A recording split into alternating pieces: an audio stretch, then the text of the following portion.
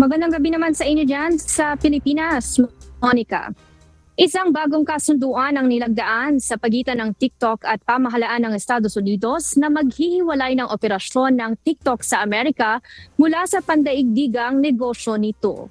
Sa ilalim ng kasunduan, ilalagay ang TikTok US sa isang bagong joint venture na pamumunuan ng mga American investor habang lilimitahan sa US data lamang ang algorithm ng app.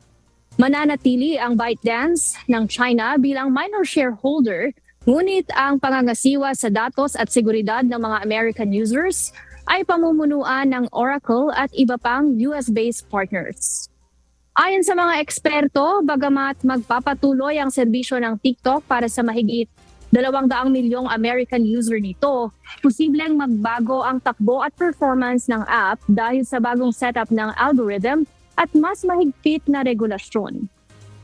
Sa isang social media post, nagpasalamat si Trump sa mga tumulong para mabuo ang kasunduan, kabilang ang pag-aproba dito ni Chinese President Xi Jinping.